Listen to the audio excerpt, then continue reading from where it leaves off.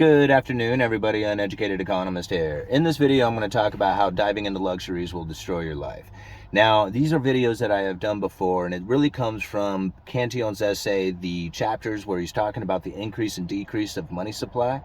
But when you think about what happens when you dive into luxuries, or when a nation starts moving into a higher standard of living, what ends up taking place seems to be a reoccurrence throughout history. You know, if Cantillon can describe this and it occurs over and over again, then you know that at some point you're going to experience this very same thing. Now, when you think about it from like an individual point of view, when you get new increase in money, right? When you have maybe say a higher wage coming in, you get an inheritance or some sort of fashion in which that the new money comes in, immediately what ends up taking place? You want to increase your standard of living, right? You want to have a better lifestyle, drive nicer cars, eat better food, wear better clothing, you know, all the fancy things of life that you can now afford that you have always dreamed about, right? This is the dive into luxuries.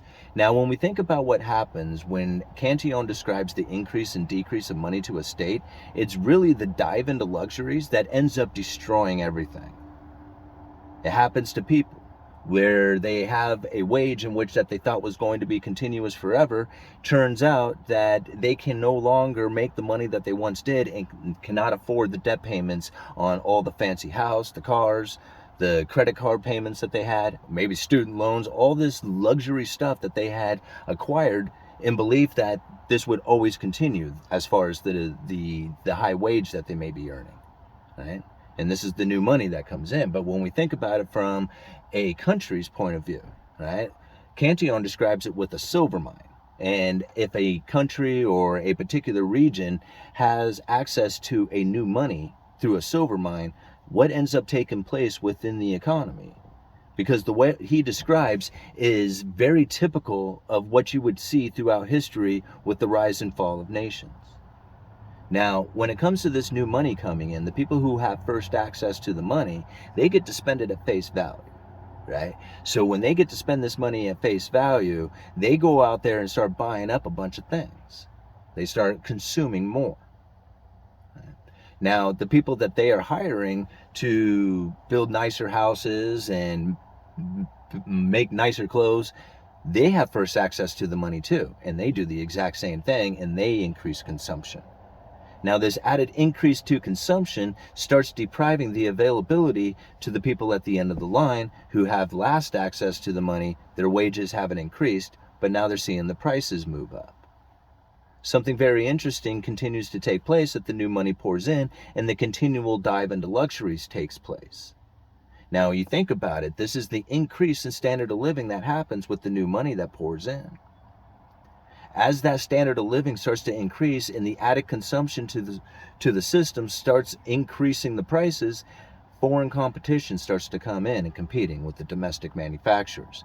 That's the people towards the end of the line, the workers, who now have a higher standard cost of living. Their standard of living is now decreasing, and the price that they have to pay is more, right? So now they're leaving in order to find a better way of life. At the same time, as the domestic manufacturing is leaving due to the added foreign imports, if the new money continues to pour in, what you will find is ever increasing amounts of foreign production will continue to come into that nation, that state, that region, and ever increasing amounts of domestic manufacturing will leave. Well, now, if you think about it from an individual point of view, what ends up happening when the new money pours off? Or turns off and stops pouring in. Right? You got a nation in which that they do not have new money coming in, and they do not have the manufacturing base taking place in order to provide themselves with the things that they need or something to sell to bring more money back in. They've depleted their availability to provide themselves with a manufacturing of their own goods and the manufacturing of, or the ability to manufacture to sell goods. And therefore they do not have new money coming in, and they all fall into poverty. Now, as an individual, something very similar happens when you have so much debt taken out and the new money stops pouring in. Well, you can't make your debt payments. Next thing you know, you're now falling into poverty, hard times, lower standard of livings, Anybody who takes their standard of living and diminishes it is feeling pain. Nobody wants to see their way of life get less. They only want to see it get more. And now we can find evidence of this very thing taking place, not only within people, but within nations. If you take a look at the links that I leave down in the description, over the last few years, China has been a manufacturing powerhouse, right? Producing all the world's goods. And they had a lot of new money coming in. And the people were diving into luxuries. Lots of them.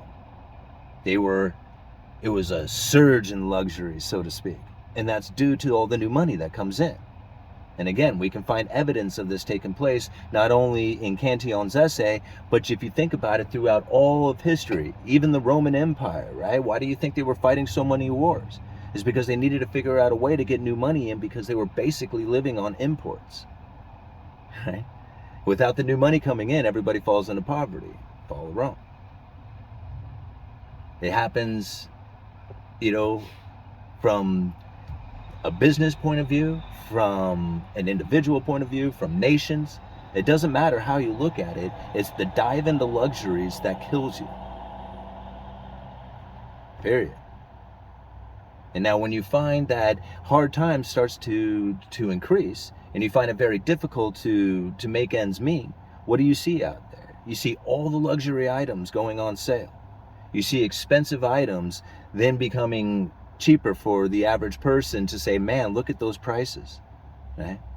But at that point, the average person can't afford them either. And that's why those luxury items are coming down. It's because the people who were buying them shouldn't have been buying them in the first place. It's funny when you look at luxury items, there's two sets of luxury items. There's the luxurious items for those who are the super rich, who truly can afford these luxury items. And then they make a secondary product for those who think that they can afford them. Right? You didn't know that, right?